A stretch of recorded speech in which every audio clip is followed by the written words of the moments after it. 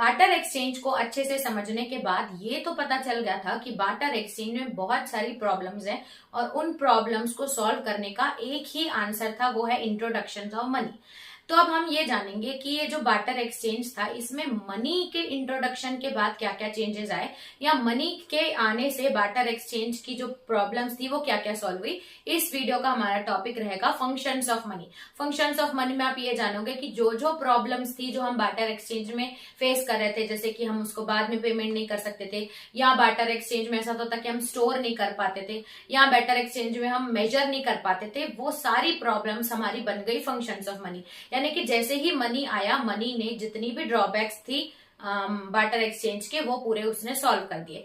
तो अगर जो ड्रॉबैक्स हैं बार्टर एक्सचेंज के वही बनेंगे फंक्शंस ऑफ मनी। तो आपको डबल डबल याद करने की जरूरत नहीं है, इसमें आपके 3 क्वेश्चन बन सकते हैं कि ड्रॉबैक्स ऑफ बार्टर एक्सचेंज क्या है वो भी आप बता सकते हैं, फिर ड्रॉबैक्स ऑफ बार्टर एक्सचेंज को किसने सॉल्व किया तो फंक्शंस ऑफ मनी भी आप इसमें बता सकते हैं, और दूसरी बात कि कैसे मनी के इंट्रोडक्शन से हम ड्रॉबैक्स जो डबल कोइंसिडेंस ऑफ बॉन्ड्स या जो बार्टर एक्सचेंज की प्रॉब्लम्स थी वो हम कैसे सॉल्व कर पाए, ये भी आप फंक्शंस ऑफ मनी में ही एक्सप्लेन करेंगे। यानी कि 3 टाइप के अगर क्वेश्चन आते तो आपका आंसर फंक्शन ऑफ मनी ही होगा। तो चलिए स्टार्ट करते हैं। देखिए 4 ही फंक्शंस ऑफ मनी की बात करें तो आपको ना 4 फंक्शंस ऑफ मनी पढ़ने। इसको हमने 2 कैटेगरी में बांटा है, एक होता है प्राइमरी फंक्शन और एक होता है सेकेंडरी फंक्शन।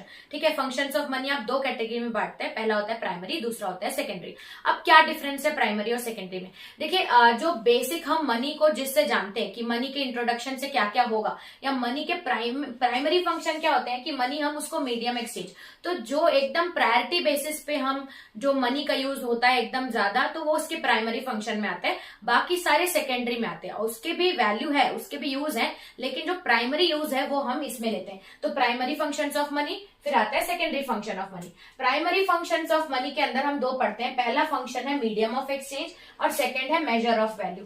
अब प्राइमरी में पहला फंक्शन क्या है, देखो हमने मनी लेके आया था ताकि हम बार्टर एक्सचेंज की जो एक्सचेंज मैकेनिज्म था उसको हटा सके। यानी कि मनी का पहला फंक्शन ये है कि मनी एक मीडियम ऑफ एक्सचेंज की तरह काम करता है जिसको हर कोई एक्सेप्ट करता है। तो first function of money will be money can be used as the medium of exchange, और वो हर कोई एक्सेप्ट करता है।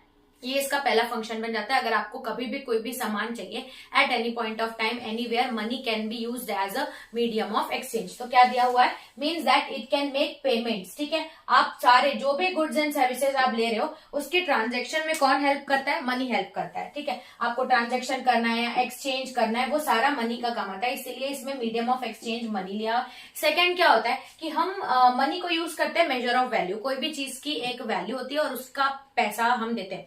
बार्टर एक्सचेंज में क्या प्रॉब्लम होती थी, अगर आप कमोडिटी फॉर कमोडिटी एक्सचेंज कर रहे हैं तो मेजर नहीं हो पाता। फॉर एग्जांपल कितनी व्हीट में कितने टमाटोज मिलेंगे, कितनी राइस में कितने क्लोथ्स मिलेंगे, तो उसमें मेजरमेंट नहीं होती। तो ये एक प्रॉब्लम थी हमारी बार्टर एक्सचेंज की, वो प्रॉब्लम सॉल्व की है मनी ने। तो मनी को हम यूज करते हैं as a measure of value, measurement के लिए, कि हर एक प्रोडक्ट की कोई एक मेजर होता है और उस मेजर के हिसाब से हम मनी उसको पे करते हैं। तो मनी का पहला फंक्शन है कि मेजरमेंट के हिसाब से या वैल्यू के हिसाब से पे करना। तो मनी ने ये प्रॉब्लम सॉल्व की है जो प्रॉब्लम हम बार्टर एक्सचेंज में देखते थे। तो क्या है, money can be use as a measure of value, money works as a common denomination. आप यूज कर सकते हो जो value of goods and services decide करता है। ठीक है, मनी एक कॉमन डिनोमिनेशन है जो value of goods and services. अब जैसे फॉर एग्जांपल कोई 50 रुपीज की कोई सामान है तो आपको पता है 50 रुपए में क्या क्या आ सकता है। तो यानी कि अब मनी के इंट्रोडक्शन से हम मेजरमेंट करना सीख गए कि कितने पैसा देने से कितना सामान मिलेगा, लेकिन उस टाइम पे बार्टर एक्सचेंज में आप कमोडिटी फॉर कमोडिटी एक्सचेंज कर रहे थे,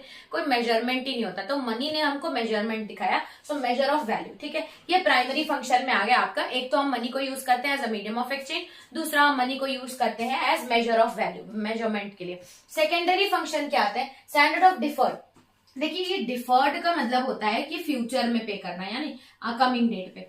तो यानी कि हम ये बोल सकते हैं कि जो बार्टर एक्सचेंज था, बार्टर एक्सचेंज में आप ऑन स्पॉट में ही सामान का एक्सचेंज करते थे। फ्यूचर में पे करेंगे, फ्यूचर में सामान देंगे, ऐसा नहीं होता था। करंट में ही, प्रेजेंट में ही ट्रांजैक्शन होते थे। तो ये एक प्रॉब्लम थी बार्टर एक्सचेंज की, इसको सॉल्व किया है मनी ने। तो मनी का फंक्शन बन जाएगा कि मनी को हम स्टोर करके रख सकते हैं, यानी कि मनी को हम फ्यूचर में पेमेंट करने के लिए यूज कर सकते हैं। तो लिखा है payments which are made in future. Standard of deferred payment यानी कि मनी के इंट्रोडक्शन से हम फ्यूचर में भी पेमेंट कर सकते हैं, मनी हमको हेल्प करता है। So standard of deferred, deferred यानी कि making payment in future. Last है स्टोर ऑफ वैल्यू। देखिए बार्टर एक्सचेंज में प्रॉब्लम ये थी कि अगर आप पेरिशेबल सामान है तो वो खराब हो जाएगा, आप उसको स्टोर नहीं कर सकते, आपको प्रेजेंट में ही गुड्स एंड सर्विसेज का ट्रांजेक्शन करना है, आगे जाके आप उसको स्टोर नहीं किया जा सकता वो सामान। सपोज आपको सामान के लिए गेहूं है, गेहूं अगर स्पॉइल हो गए तो आपको जो अभी मिल रहा है वो भी नहीं मिल पाएगा। तो इंट्रोडक्शन ऑफ मनी यानी कि मनी को आप स्टोर कर सकते हो फ्यूचर ट्रांजेक्शन के लिए, मनी आपको स्टोर ऑफ वैल्यू भी देता है। तो लिखा हुआ है ट्रांसफर ऑफ परचेजिंग पावर, अगर आपको अभी नहीं खरीदना है तो परचेजिंग पावर आपका प्रेजेंट से लेके फ्यूचर तक हम ट्रांसफर कर सकते हैं। मनी आपको परचेजिंग पावर देता है और money can be stored for longer period of time and can be use when desired, जब भी जरूरत पड़ेगी हम मनी का यूज कर सकते हैं। तो ये हमने देखा 4 functions of money.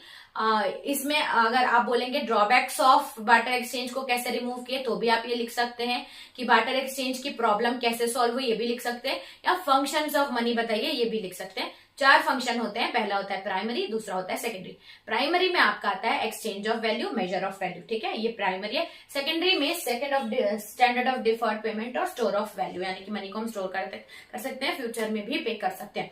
I hope आपको अच्छे से समझ में आया होगा। तो चलिए आगे डेफिनेशन ऑफ मनी और डिफरेंट टाइप्स ऑफ मनी समझते हैं।